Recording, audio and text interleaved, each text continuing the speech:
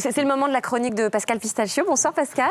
Bonsoir Karine. Alors ce soir, vous allez nous parler du fantasme sexuel que généraient ceux qu'on appelait les indigènes, c'est bien ça? Exactement. Racisme et fantasme sexuel, c'est tout un programme. Sachez que déjà, il y a bien longtemps, dans l'Antiquité, Hérodote disait déjà l'Africain copule comme une bête, en public, et attention, sa semence est noire.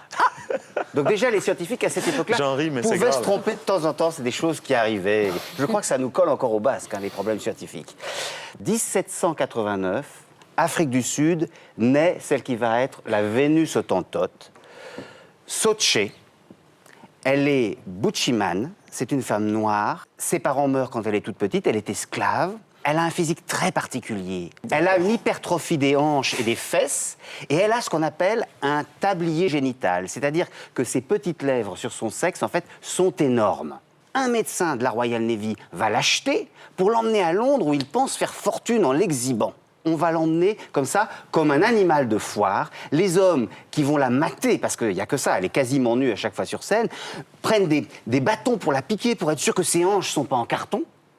Bref, elle va parcourir l'Europe du Nord, elle va finir à Paris, où là, elle va être dans des salons bourgeois, où en fait, ce sont pratiquement des partouzes, elle est prostituée, on va abuser d'elle, elle va mourir d'une maladie des poumons, elle a à peine 26 ans, et là, attention, les savants vont mettre son sexe dans un bocal de formol, son cerveau dans un bocal de formol, et le grand Cuvier, après avoir étudié son crâne, va dire qu'un crâne déprimé, ça c'est sa race, qui a le crâne déprimé, eh bien c'est une race qui va être pour l'éternité inférieure. Et puis après, on trouve comme idée aussi que le petit blanc ici qui gagne pas un rond, eh bien qu'il aille gagner sa vie, dans les colonies, de l'or dans les colonies. Et là-bas, les femmes sont, entre guillemets, faciles. Vous voyez, elles sont simples, il faut les civiliser, ces femmes primitives. Et alors, quand on parlait tout à l'heure de comment le racisme, au sens le plus simple du terme, a pu être véhiculé. Regardez ces cartes postales toutes simples qu'on postait un timbre. Imaginez une femme berrichonne en 1900. Imaginez-la nue chez elle, imaginez-la prise en photo, eh bien c'était une photo pornographique qu'on mettait dans la veste, qu'on cachait. Ça, ce sont des cartes postales. Alors, c'est tout simple, c'est une femme mauresque et une femme kabyle qui sont dans leur intérieur. Vous voyez, alors elles sont dépoitraillées.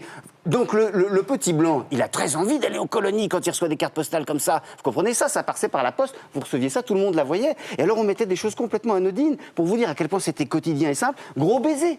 Tout simplement. Et on les prenait en photo et on les mettait en scène. On les mettait complètement en scène. Alors, les choses vont évoluer après la Première Guerre mondiale grâce à une femme extraordinaire, Joséphine Baker. Elle arrive des États-Unis, elle est toute jeune et elle va prendre justement les archétypes du racisme, elle va complètement les chambouler. Parce que oui, elle va danser quasi nue, avec une ceinture de banane. Elle va danser entre guillemets, comme les Noirs soi-disant dansent comme des singes, soi-disant. Elle va se réapproprier les idées reçues, voilà, elle va en faire du business. Elle va se réapproprier toutes les idées reçues. Ouais. Et surtout, elle a un tel talent, un tel génie humain qu'elle va complètement emmener les gens de l'autre côté du miroir. Je finis alors avec une petite note d'humour. Sachez qu'au début du XXe siècle, on pouvait avoir ce genre de service de table chez soi, et c'est une manière agréable de broyer du noir. Donc vous pouvez manger vos œufs mayonnaise tranquillement dans cette petite assiette charmante.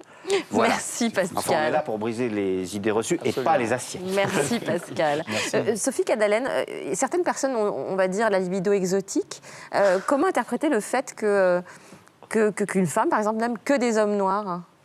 Alors là, je crois qu'il faut pousser justement les idées de racisme. Pourquoi est-ce qu'on aime plutôt les blonds? Pourquoi est-ce qu'on aime plutôt les bruns, les petits, les grands? Pourquoi est-ce qu'on aime certains accents? Je crois que là, justement, il faut pousser la notion de racisme. Il ne faut pas aller chercher plus loin. Non, non, non. Si on est simplement dans le côté collectionneur, où on va effectivement aller un petit peu goûter l'exotisme, on n'est pas dans l'attirance, on n'est pas dans les, on n'est pas dans l'amour non plus. Mais quand effectivement on s'aperçoit que oui, une jeune fille asiatique nous émeut bien plus que notre voisine, bon, jusqu'à ce qu'on tombe amoureux, pourquoi pas? Est-ce qu'on peut dire, Pascal Blanchard, qu'encore aujourd'hui, même s'il y a un fantasme exotique de l'indigène, du post-indigène, la référence mondiale en matière de beauté, elle est blanche, plutôt les cheveux lisses, avec les traits fins? Oui, en tant qu'attirance sociale, il faut ressembler à un blanc pour réussir comme un blanc ou comme une blanche. Donc il est tout à fait normal qu'on essaye de ressembler à ce modèle pour tendre vers ce qu'est le modèle mondial de la réussite.